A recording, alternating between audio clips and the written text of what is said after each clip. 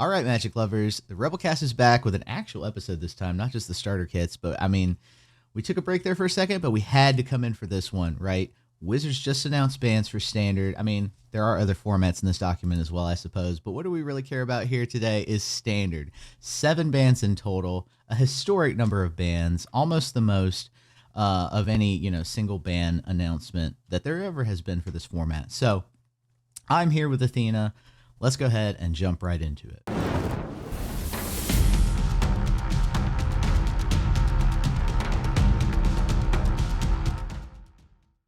All right, Athena. 7 bans.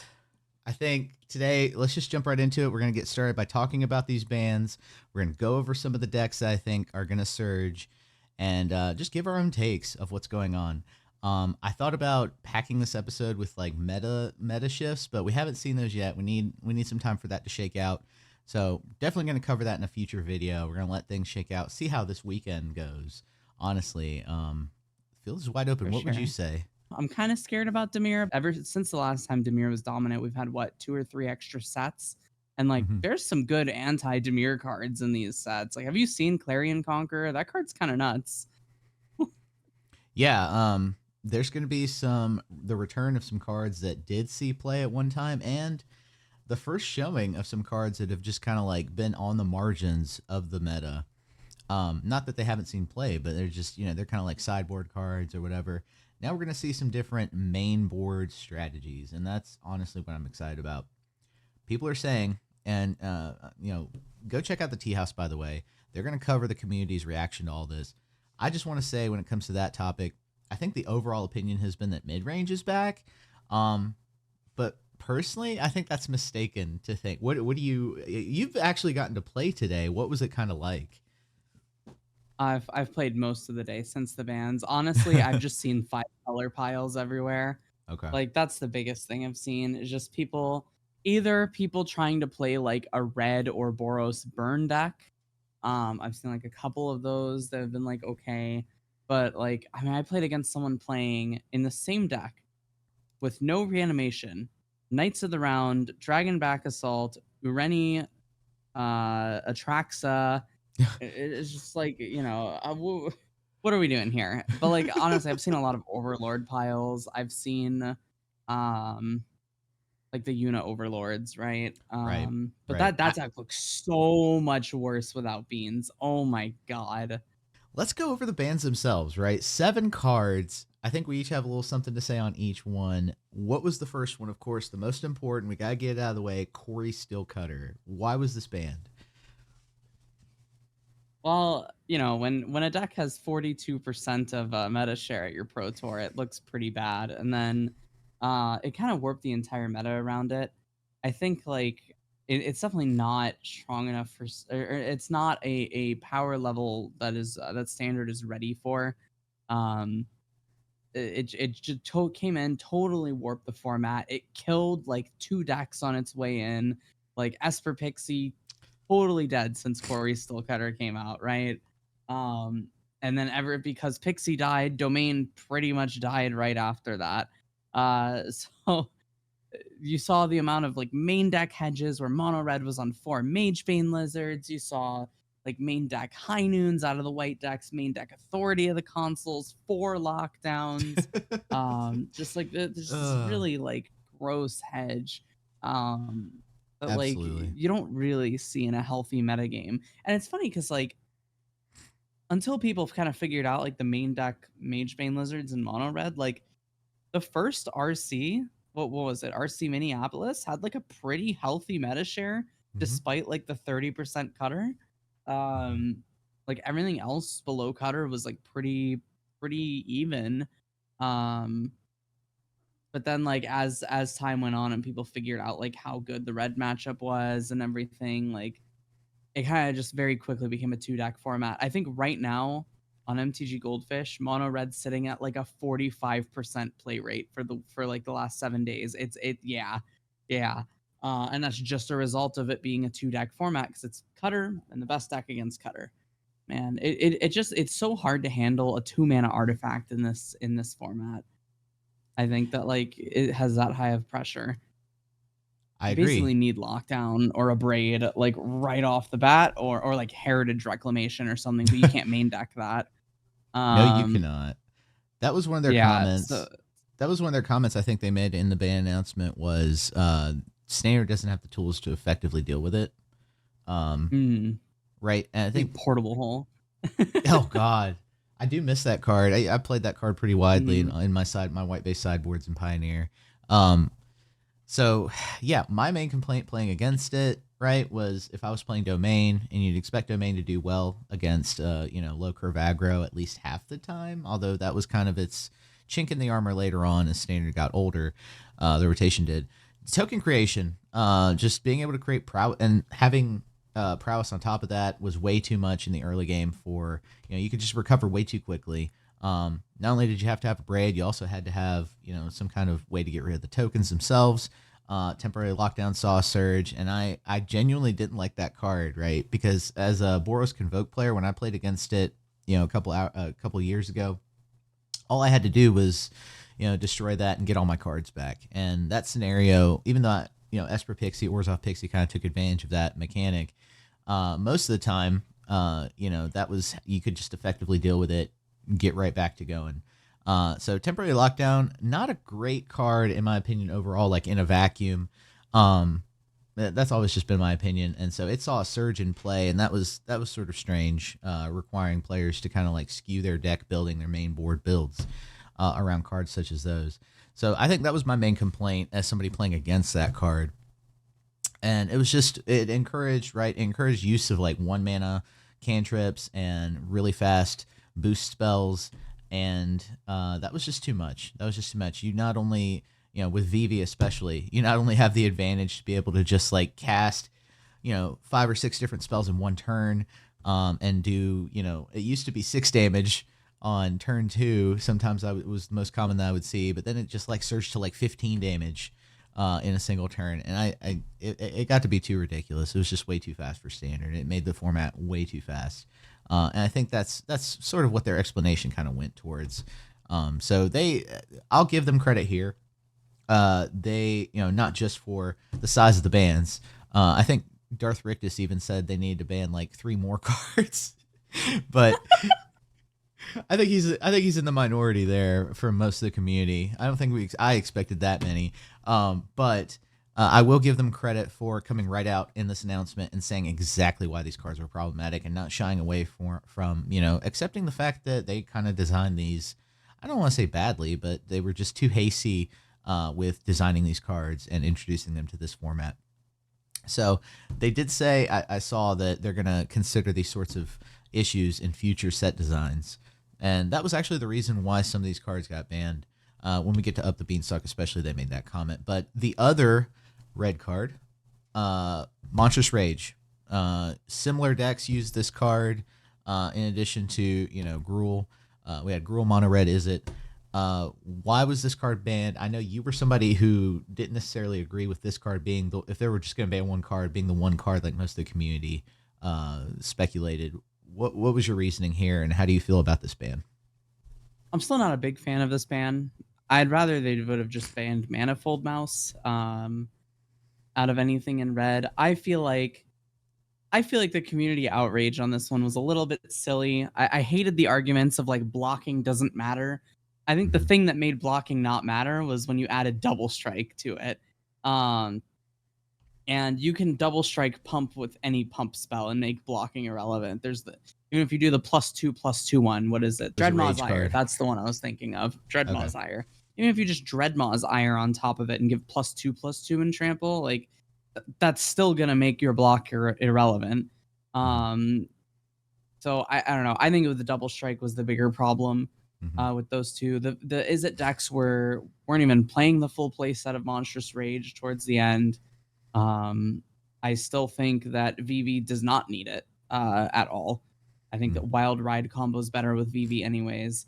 And I also just didn't like the blocking as a relevant part because, like, I don't know, if I block with a Preacher against a Swift Spear with a Rage, like I still 2-for-1 you know? Or like if I have a FOMO and you attack with your 2/2 Heartfire Hero and you Rage to get past it and I torch your hero, it's I don't know. Blocking seemed pretty relevant there to force you to use your pump spell. So I don't know. I didn't get the hate for this card as much as everyone else did. That said, yeah, like the red decks are not doing so hot now. I mean, I've seen like some Boros burn decks here and there, but like this card being gone, Cory being gone, and then the next card also being gone, which I feel like we can kind of lump together. So I'll just say it. Yeah. Heartfire Hero is also gone, which is okay. I'm fine with that. That's like I feel like you had to ban something from the mouse package. If you want to do that over Manifold, it's fine. Either way, without both pieces, the package is dead. So yeah, that's fair. I think that was what I was gonna say. Is instead of Monstrous Rage, I think you liked seeing Manifold Mouse be banned instead, and you're convincing me. I think the Double Strike, because there are other cards. There are other cards that could take that place. I think there's like a 2-mana Opera card. It doesn't even matter like what cards can replace it. There's always going to be 1-mana red cards that boost to a ridiculous degree. I think some of the comments I've seen is that Trample shouldn't belong in red. And I get it. We've evolved the color pie in some odd directions. Green doesn't have some things that it used to, and red has taken over some of those secondary attributes. Whatever. The point is, it's been broken up. Let me know in the comments whether you think it should have been Manifold Mouse or Monstrous Rage, or Manifold Mouse or Heartfire Hero even, with Monstrous Rage still being banned. That's also an opinion as well. But Heartfire Hero, did you have anything else to say on that one before we shifted to some of the other colors?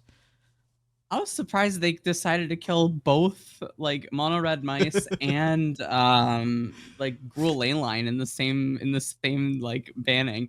I feel like they killed 3 different aggro decks. Yeah. And like now like this format's gonna slow down a lot.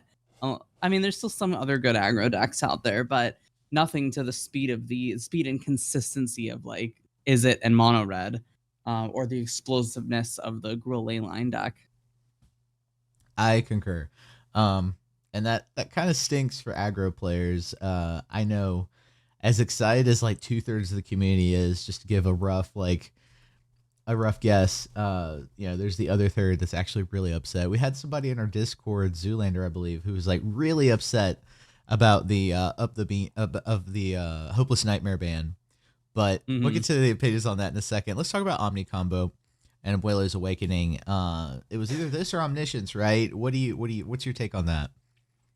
I'm really surprised they didn't ban Omniscience if they're gonna ban one of these. Like, I just feel like this is like begging to get another situation where Omni Combo takes over, right?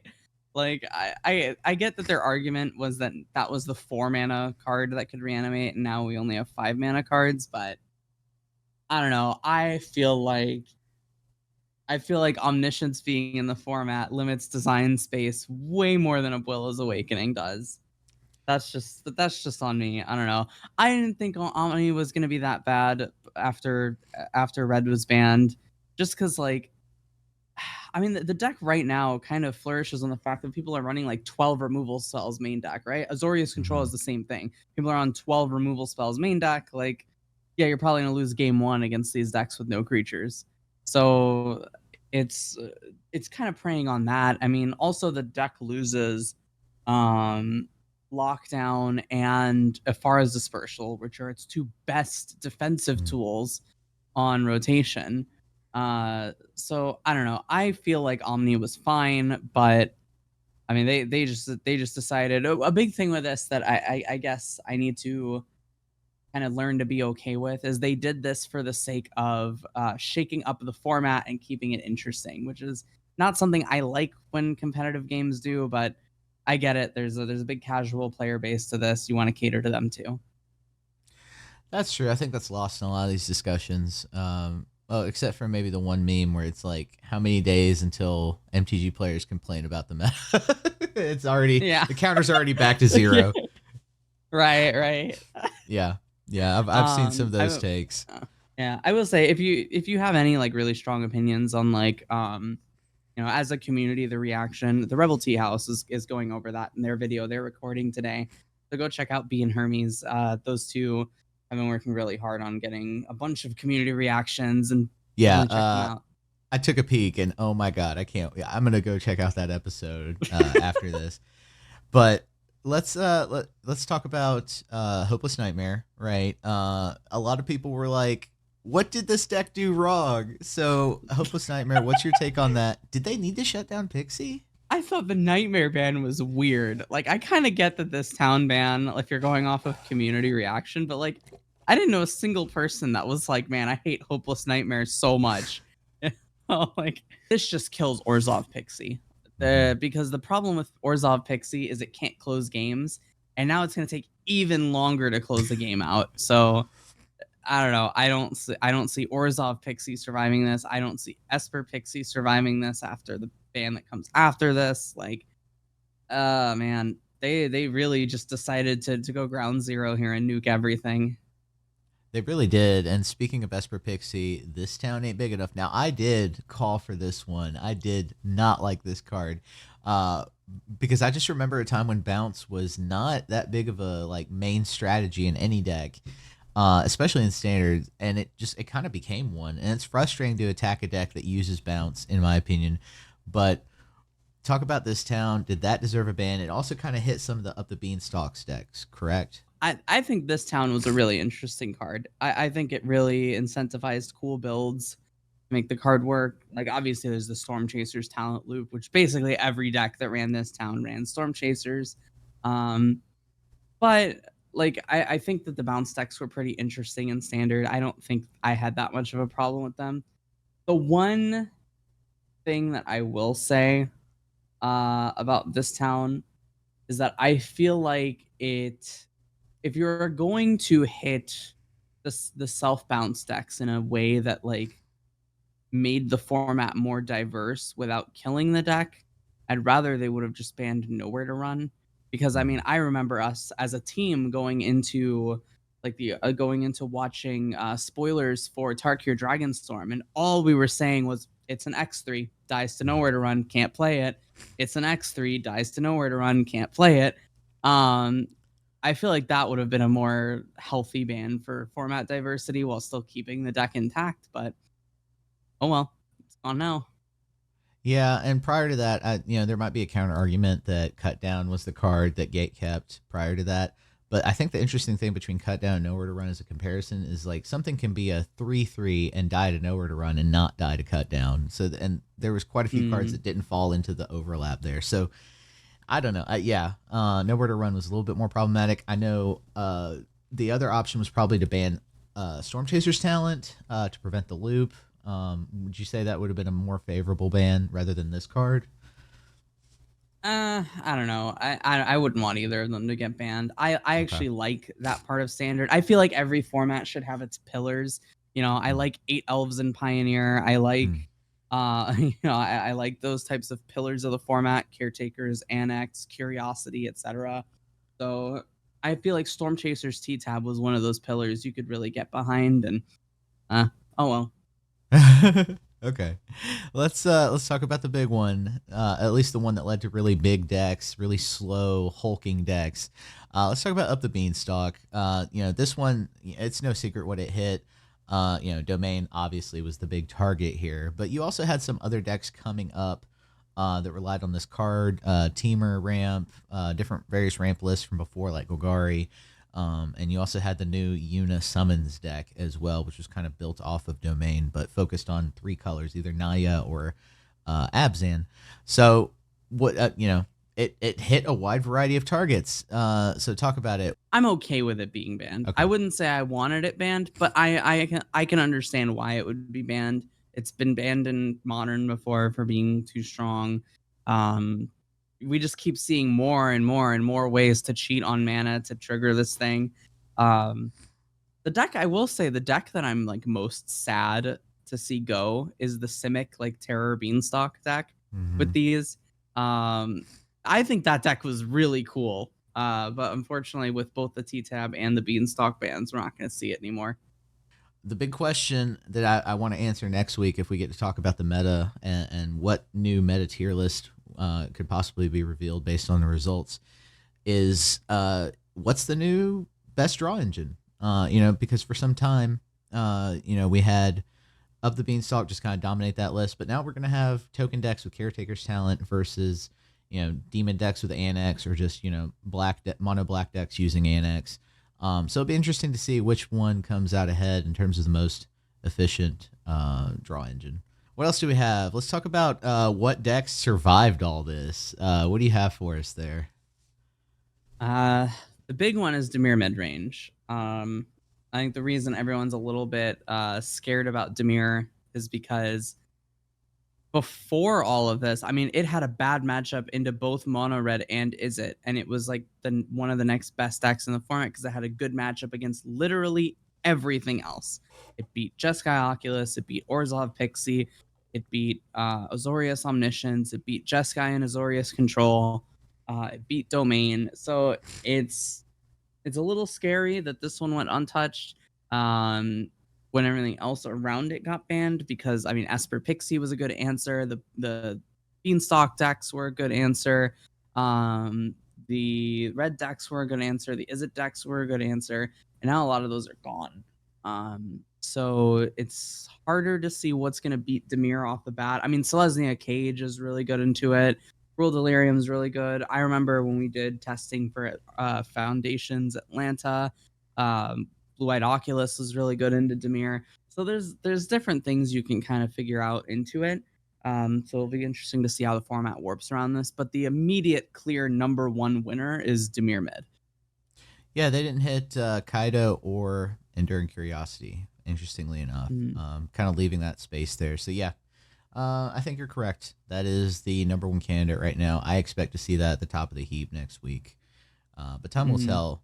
The other one that kind of goes along with Dimir is kind of its counterpart, I would say, is Golgari, which tackles things in a little bit of a different angle. But what about Golgari here? I mean, Golgari is kind of interesting. The unfortunate part is that Golgari has a bad matchup into Dimir, mostly because, at least if you go like the Annex route, right? Because all your big creatures just get tapped down, put back into your deck, and put stun counters on, and bounce to your hand.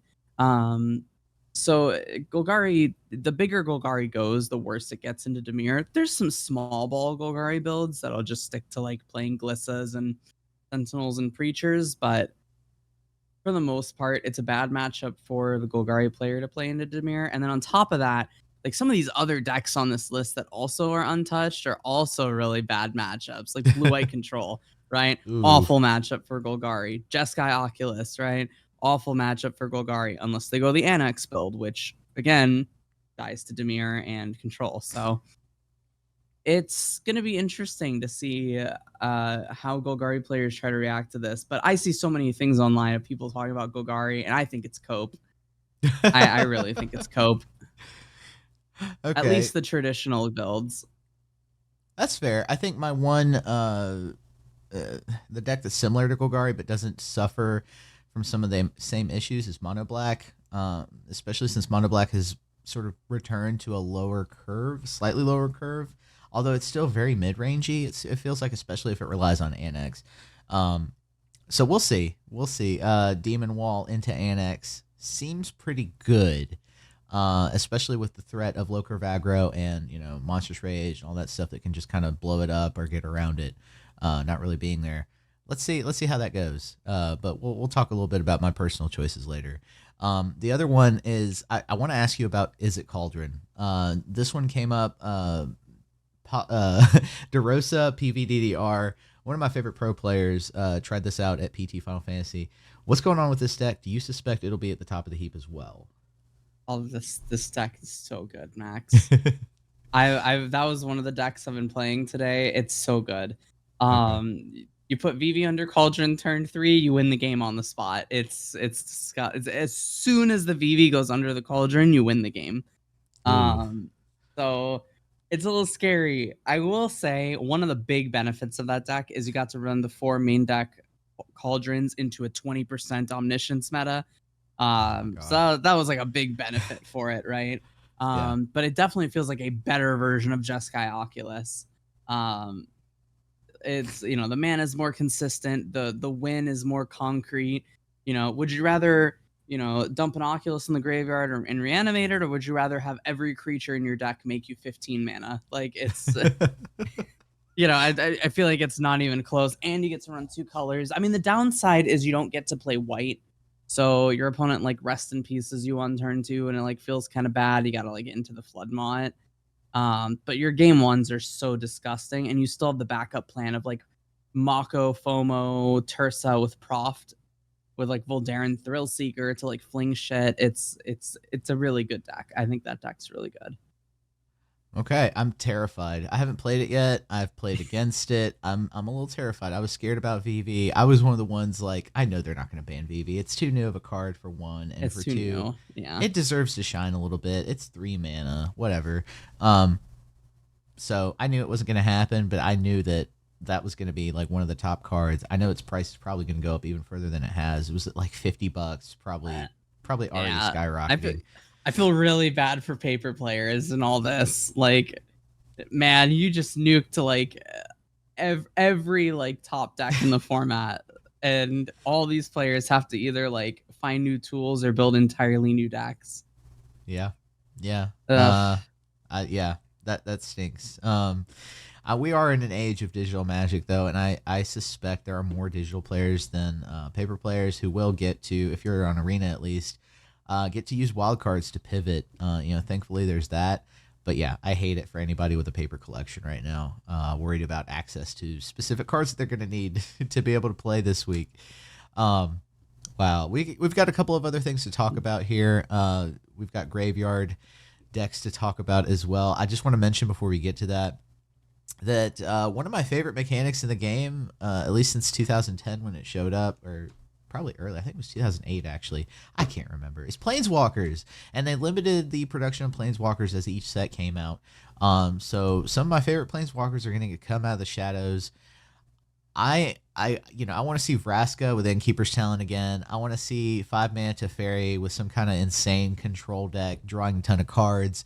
I want to see Vivian in mono green, maybe post rotation. I don't know, but I want to see the other versions of Kaido, because there's some really cool, like there's just a blue Kaido that worries about ninjas and unblocked creatures. There's for one more month, there's my favorite before the current Kaido that everybody uses with ninjutsu, the 4-mana Dimir Kaido that creates those drones that have death touch and loves to draw cards as well, and can even activate 2 abilities in one turn if you play them right. So there's some old stuff that I used to play and some things I used to brew around that I want to see again. Are there any Planeswalkers that you're hoping will come back out and be able to shine now? I'm pretty sure it rotates, but I think Ren and Realmbreaker is, yeah, it does rotate. Ren and Realmbreaker, I think, is actually a really good Planeswalker that just like never had a home really. I think that one's up there. I mean, the biggest winner of all of this to me is 5-mana Elspeth. That is probably the strongest Planeswalker that I've seen in Standard in my time playing. So since like 2020. This card's so gross. Doubling the tokens you make, getting to kill something onto entry, pumping your entire team. I mean, I've been playing blue-white control today, and with main deck Stormslayer Elspeths, and I've gotten so many sudden lethals from like, it comes down on one turn, it makes 2 tokens. On my end step, I use my Fountain Port and make another 2 tokens.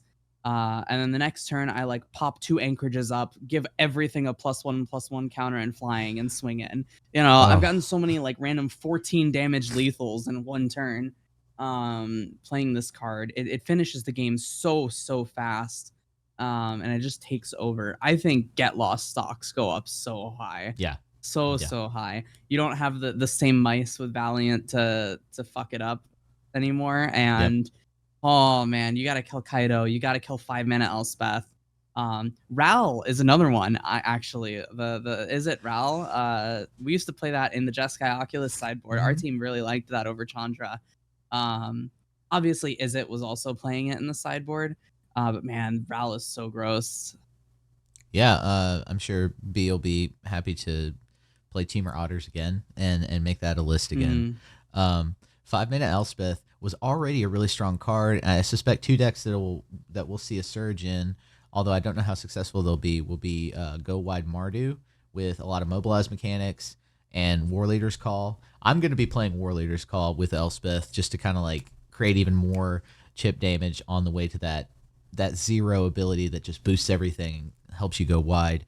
And then the other one is mono white tokens, Caretaker's Talent, those kinds of decks. I suspect people are going to be experimenting with that. Again, check out next week's episode. We'll talk about the results of all that experimentation the community is going to be doing inevitably. But yes, Planeswalkers. I want to see more of them, at least until some of the big ones rotate in a month. Mm-hmm. Let's talk about something that has also been an argument in the community today already. Graveyard decks, they're coming out of the woodwork. I'll talk about later about my choices, but Reanimator is one of those. But really the big two that I've seen people want to play is Roots and Oculus, whether it's Azorius or Jeskai Colored or some other variant. Talk to me about that, because post-rotation, some of these cards rotate out. What's the better play for right now? What's the better play for post-rotation? How do you feel about Roots? I think one of the big benefits of Roots during the last Pro Tour was how good its Izzet matchup was. Izzet can't exactly favorably bounce an Insidious Roots. And so it gets, because it's only a 2-mana engine. And once that deck gets going, it gets going fast and it combos. I mean, I've gotten as early as turn 3 combo kills with that deck if you have the right setup. The deck can be extremely scary if you don't have the right enchantment hate. And I think enchantment hate matters way, way, way, way, way more than graveyard hate against that deck. Also, Ghost Vacuum being the grave hate of choice also really helped that deck, because you can't just Ghost Vacuum your problems away.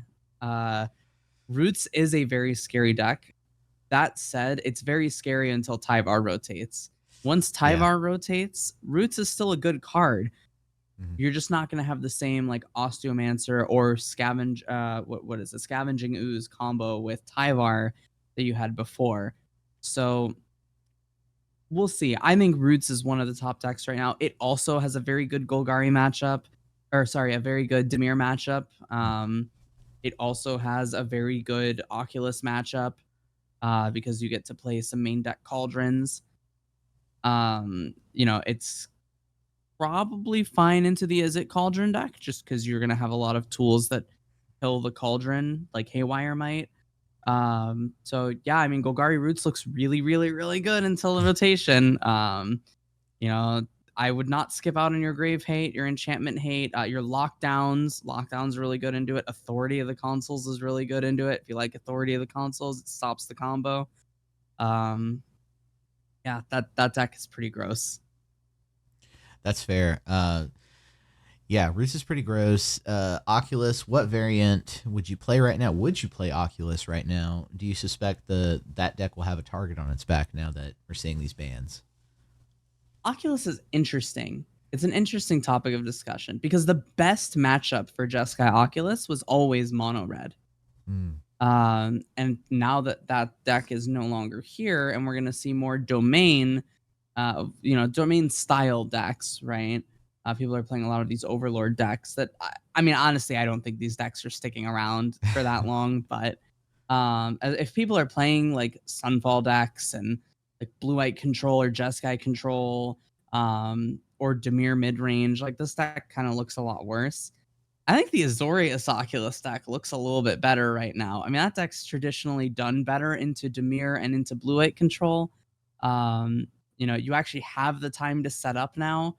Which your worst matchup was mono. It's funny because your worst matchup as Azorius was mono red, and your best was Jeskai was mono red. But yeah, like Azorius Oculus looks pretty good right now. I played a couple games with it. Nothing like super, super impressive just because of the types of decks I was playing against. But yeah, I mean, it's you have enough time to set up. I mean, if you get like a turn 3 helping hand on your Oculus and hold up a Spell Pierce, you probably win that game.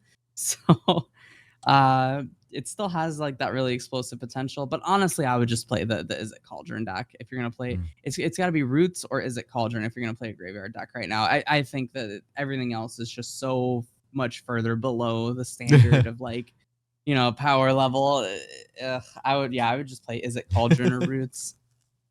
I think that's a fair assessment. And we'll talk about my chosen Reanimator deck in a minute. But some other, before we get to that, other promising shells that could be played, right? One that I want to highlight is Mono Black Demon / Mono Black Aggro. Already very popular archetype, not just for the flavor, but for the fact that it's got really heavy removal, really heavy ways of dealing with graveyards with Dreams of Steel and Oil. We're going to start seeing more Lantern play rather than Ghost Vacuum play, I suspect, wanting to get rid of the whole graveyard at once. And, so it's got access to tools that will be able to tackle quite a chunk of the meta. Whether it's fast enough to do it or not is going to be the question, I think. We've got the token decks that are coming back. I already mentioned Mardu, Mono White Caretaker's Talent. We're going to have Convoke make a reappearance, probably in Jeskai colors, I suspect. We've got control decks of all colors revolving around blue, right? So Azorius, you've already mentioned. Dimir is a choice as well, especially when you consider that it has access to that Gear Hulk. And Sultai Control, Sultai Reanimator as well. Sultai is just a good wedge right now with access to quite a bit of stuff, quite a variety of things that it can do. Up the Beanstalk being gone doesn't matter. For that, I think you have access to counter spells. You have access to, enchantment removal, which you just mentioned is going to be critical. It's interesting. We evolved from needing enchantment removal in sideboards to artifact removal because of Cori-Steel Cutter, and we're going to see sort of a return to enchantment removal being big. So that's interesting. Invest in your Terra Sunders if you don't already have those. You probably already do, though. I think, is that card rotating out, Terra Sunder? I think it is. I think so, but we have Heritage Reclamation. That's correct. Yeah, it's not the worst thing ever to have Heritage Reclamation. I mean, it can't kill a creature, but it can also hit graveyards. So take your pick, I guess. But yeah, Heritage Reclamation sees a lot of sideboard play. Yes, absolutely. I mean, it's the 3 modes. They're all going to become primary this week. That's insane to think about. All 3 modes are important. So yeah, invest in your Heritage Reclamations. And who says low curve aggro is dead? Temur Otters, which we've already mentioned, but also Rakdos Lizards. Not many people talking about Rakdos Lizards. Not many people talk about evolving that deck a little bit, but it was a contender for a few months there, prior to some of the shifts that we saw even before this last Pro Tour. So out of any of those, what do you you just kind of mentioned some of your best takes, but do you think Temur Otters, Rakdos Lizards stand a chance? Is low curve aggro still here, or is it really gone? I mean, I wouldn't say low curve aggro is gone. I mean, we still have, I don't know if you really consider Selesnya Cage low curve, but we have Selesnya Cage, we have Gruul Delirium, we have that Mono Black / Rakdos Cecil, Dark Confidant Gix deck. I mean, Gix is rotating, but still. Yeah, I mean, honestly, I would probably play like the Cecil Confidant deck before I'd play Rakdos Lizards. I just think Cecil and Confidant together is such a powerful shell to start. I've been liking that shell with FOMO and Alesha a whole bunch. Ooh, and turning spicy. it into like this light red splash, because Alesha is pretty gross with death touch creatures when you can just block or attack forever with them. Yeah, I don't know. I don't think low curve aggro is dead. I think people are just kind of experimenting with stuff now that they have the chance to play their 6 mana cards without dying. That's and that's gonna lead us and segue into our last section here. I think that's a really good comment right there. Because we have to combine the fact that obviously we discussed competitive, and we're gonna give you our takes on what's the most competitive. But for me, I always compartmentalize what's most competitive with what people want to play. And I'm a Timmy. I like to play stuff that's not quite 100% efficient, that gets the job done in a way that may be unexpected, may break the meta. A lot of times when you're trying to break the meta, you're not gonna. 90% of the times you're not gonna find the solution. But that 10%, when you do find it, it's really fun. So first, let's get your take. What are you going to be playing this week? What's your favorite pick of all of these decks that are coming out of the woodwork? I mean, Max, you know me in Control. I think Blue Eye Control did super well, not catching any hate from this. And then on top of that, like people are playing these greed piles and like 3 steps ahead is a card again, Sunfall is a card again. Like I'm playing like Elish Norn in my sideboard, and I'm playing main deck Elspeth Storm Slayers in my main, in my main. This deck looks good. It looks really good. I mean, I'm scared of the Dimir matchup, but like other than that, like this deck is just rocks people's shit all day. That's my number one right now, personally. If you're not playing Dimir, I would play Blue-White Control. I think this deck is crazy good, and I'm gonna have links for my decks that I talk about in the description for these 3. I've actually been messing around with a Hollow Merc Siege deck because I kind of had this revelation I posted about in the Discord. The Hollow Merc Siege, the Sultai side of it does not say 1/1 counters. It just says counters. So if you play a Saga creature, it enters with a counter on it, and every turn it gets a counter. So you get a trigger of Hollow Merc Siege every turn from it. So I've been playing this Golgari deck with Hollow Merc Siege and Fenrir and Titan and Esper Origins, and then a couple 1/1 counter cards, Warden of the Grove. Yeah, it feels pretty good. I mean, it kind of sucks into like these like big Overlord piles people are playing. But honestly, I mean, I would if I was gonna play a Golgari deck right now, like, oh man, if I was gonna play like a Golgari mid-rangey shell, this deck feels good. Even playing against these Overlord piles, I mean, I feel like I go a long time before I lose the game if we go long. Like I've ground through like 4, 5, 6 sweepers with this deck and just keep drawing more cards. And the threats get big. Like, I mean, Genova after Fenrir becomes a 2/6, and then it turns your Fenrir into a 5/4. And then the Fenrir dies after drawing you a card, and then draws you like another 5 cards on the death trigger because of the Genova. Like you grind so hard with this deck. So I don't know. I feel like I kind of cooked something here that That's I want to share spicy. with everyone. That's spicy, and I'll have those cards in the deck list up on the screen. It's got some mono green energy. I'm pretty excited to check that out. The last deck that I've been playing a lot is, like I've said before, is at Cauldron. I've had so many games that end on turn 3, or at least cause the opponent to concede on turn 3. I've gotten 1 turn 3 actual kill. It was Mako into Cauldron into Tursa discarding Vivi, and then Cauldron hitting Vivi, and then I was able to like put a Profts on the board and then play like I don't remember what the sequencing was, but essentially I kept cycling through the deck and made bigger creatures and bigger creatures, and then found a second Cauldron and put a Thrill Seeker under it and flung all my creatures at my opponent. Jesus, there's so many good ways to discard in those colors in blue red, which is I think really good choices. I think the field is a lot more wide open than people suspect, which is why I'm being a little bit loose with my choices here and going more towards stuff I would like to play and would like to have in the meta rather than being, like I said, 100% efficient. So that leads me to my choices. First of which is Jeskai Oculus. Blue red has so many good ways to discard. It is a graveyard deck, that's no secret. But recently, it's pivoted more towards being a prof deck. And I think that versatility is going to give it a better angle coming into this meta where I think a lot of people are going to suspect or start to implement graveyard hate. So it has a little bit of durability against that. That's probably why I want to play Jeskai Oculus.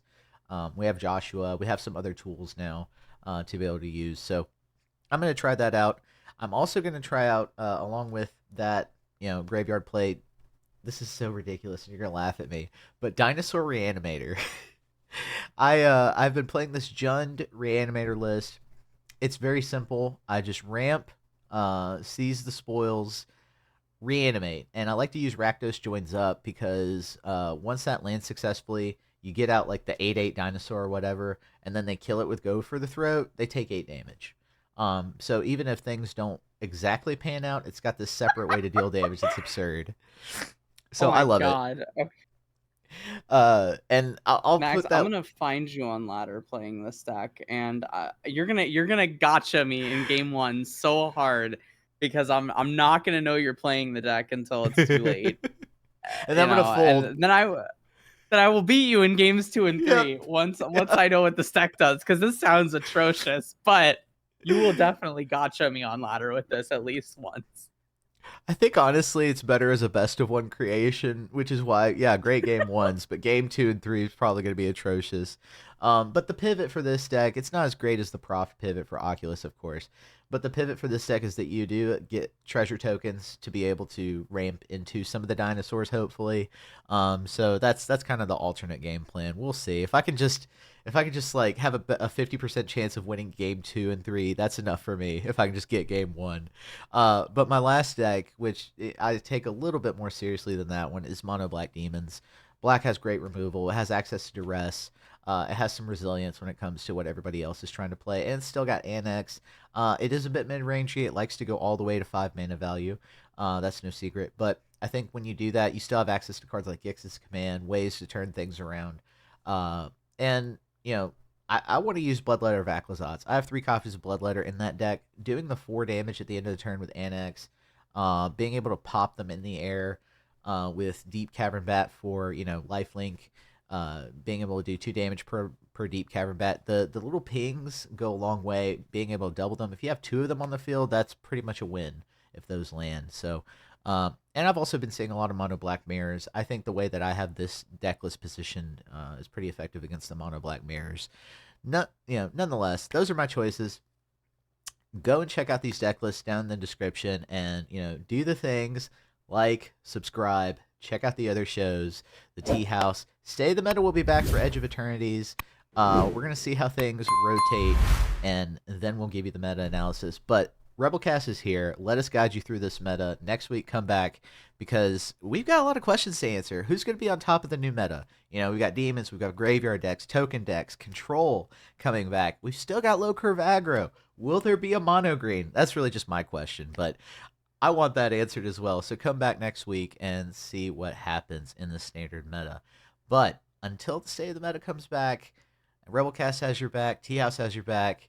Let us guide you, and really, y'all, just go have fun brewing and seeing what works. Poke and prod the meta like a raptor checking the fence at Jurassic Park, and see what can break through. You might surprise yourself. You really might. And hey, talk to us about it.